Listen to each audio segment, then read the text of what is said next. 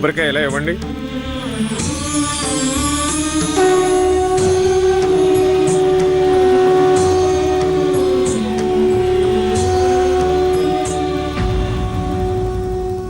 హర హర మహాదేవ శంభో శంకర.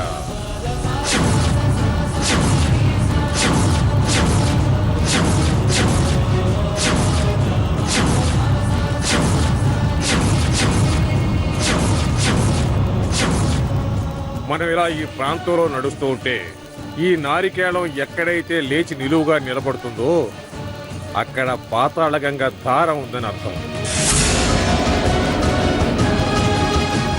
జటాజోటదారి శిరస్సున వసించే గంగమ్మ ప్రవహించిన చోటు పవిత్రమైంది, శుద్ధమైంది.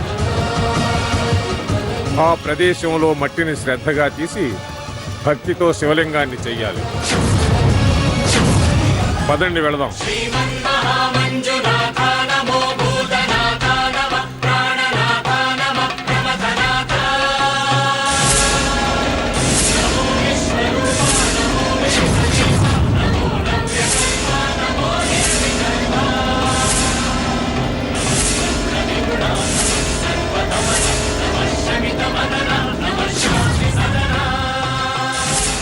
అటు వెళదాం పదండి.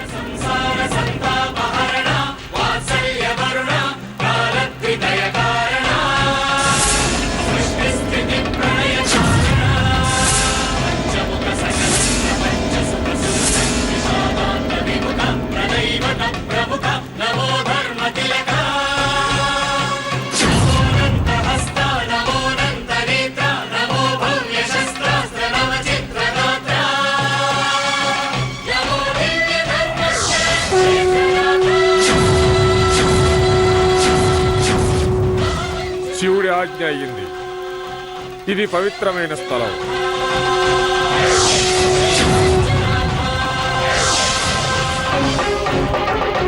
ఇక్కడి మట్టిని స్వయంగా ధరణిని ఎవరి సాయం లేకుండా సేకరించి శివలింగాన్ని తయారు చేయాలి.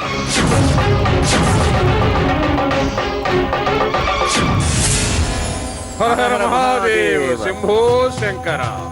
హర హర మహాదేవ శంభో శంకర. హర హర మహాదేవ శంభో శంకర.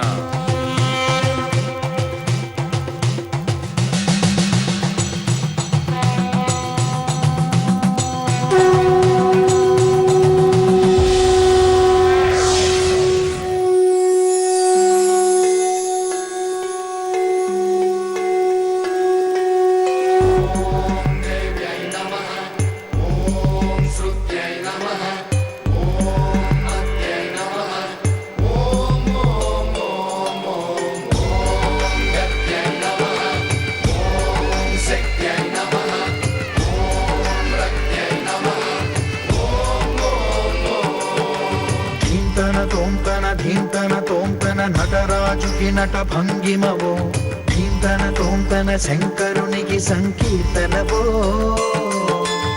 ఈశ్వరుడే అనునిత్యం తనలో తలచుకునే ఓంకారమువో, శివ హృదయం కరిగించే ఆ పంచాక్షరివో. అమ్మా ధరణి, తవ్విన మట్టి సరిపోతుందమ్మా.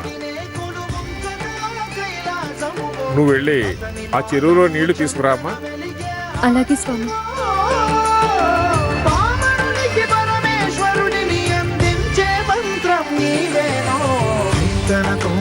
ధీంతన తోంతన నటరాజుకి నట భంగిమవో, ధీంతన తోంతన శంకరునికి సంకీర్తనవో. ఈశ్వరుడే అనునిత్యం తనలో తలచుకునే ఓంకారమువో, శివ హృదయం కరిగించే ఆ పంచాక్షరివో. అమ్మా ధరణి, గంగాజలం తెచ్చావా? తెచ్చాను స్వామి. ఆ మట్టిలో పోసి కలుపమ్మా. అలాగే.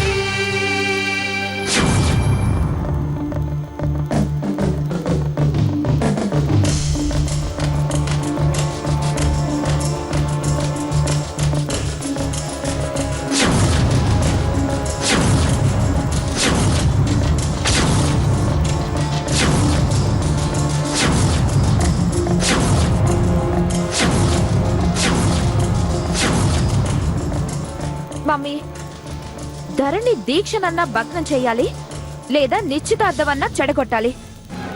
ఈ రెండిట్లో ఏ ఒక్కటి సక్సెస్ అయినా బావ నాకు భర్త పోస్టులోకి వచ్చేస్తాడు. అవును లేఖ, ఈ క్షణం నుంచి బావని దక్కించుకోవడం మీదే ధ్యాస పెట్టాలి. ఎస్, అదే మన టార్గెట్. ధరణి దీక్షని చెడగొట్టాలి.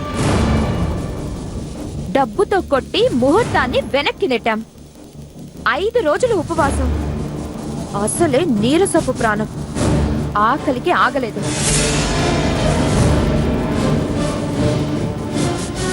స్పృహ తప్పి పడిపోవటం, అది హాస్పిటల్ పాలవ్వటము ఖాయం.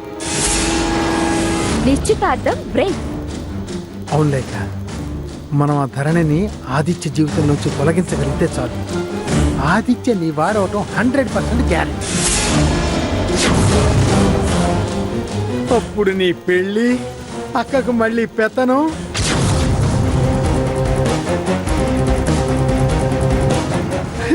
నా సావి రంగా, మనకి పూర్వ వైభవం వస్తుంది. ఇక అందరం ఆనందమానందమాయని అంటూ పాడేసుకోవడమే.